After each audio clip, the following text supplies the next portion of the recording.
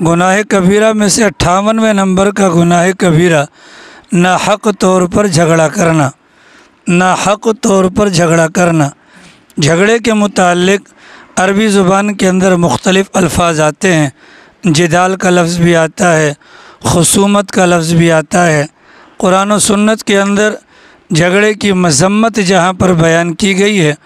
تو اس کے متعلق یہ سمجھیں کہ جھگڑا کبھی حق کا ہوتا ہے اور جھگڑا کبھی باطل کا ہوتا ہے۔ اگر جھگڑا کسی حق کے معاملات کا ہو وہ جھگڑا ناحق نہیں کہلائے گا، اور اگر جھگڑا کبھی باطل کے لیے ہو تو وہ ناحق جھگڑا کہلائے گا۔ حق اور باطل کا مطلب یہ ہے کہ جھگڑنے کا مطلب ہوتا ہے بحث کرنا، مباحثہ کرنا، تکرار کرنا، باتوں کے اندر سختی لے کر آنا۔ اگر کسی بندے کا کسی کے اوپر کوئی حق ہے اور اگر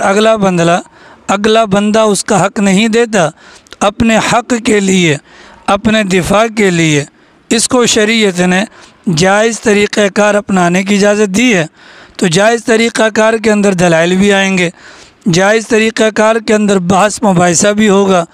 جائز طریقہ کار کے اندر وہ گواہ بھی لائے گا۔ تو یہ جو طرح طرح کی باتیں ہوں گی ان کو بھی جھگڑا کہا جاتا ہے، لیکن یہ جھگڑا مذموم نہیں ہے، ناپسندیدہ نہیں ہے، اس لیے کہ اگر یہ جھگڑا نہیں کرے گا اپنا حق وہ کیسے وصول کرے گا۔ اس جھگڑے کی مذمت بیان نہیں کی گئی، جس جھگڑے کی مذمت بیان ہوئی ہے وہ جھگڑا ہے کہ بندے کا حق نہیں بنتا چرب زبانی کے ساتھ اپنی زبان کو دبا کر، زبان کو لمبا کر کے یا مقفع مسجع عبارات کو بیان کر کے فریق مخالف کو دبا لے اور اس کا حق لے جائے۔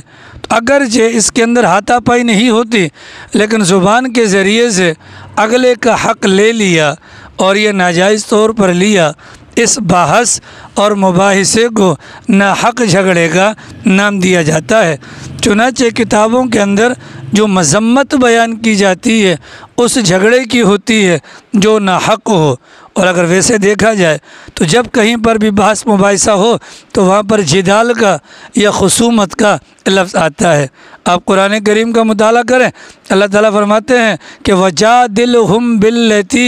هِيَ أَحْسَنُ، کہ بہترین طریقے کے ساتھ آپ ان سے مباحثہ کریں۔ مطلب جو جائز بات ہے جائز طریقے سے ہو، اپنے حق کے لیے ہو تو یہ ناجائز نہیں ہے، اور اگر ناجائز بات ہو پھر ناجائز طریقے سے ہو اس کو باطل کہا جائے گا۔ تو جو بندہ ناجائز طریقے پر جھگڑ کر یا اپنی زبان کی چرب زبانی کی وجہ سے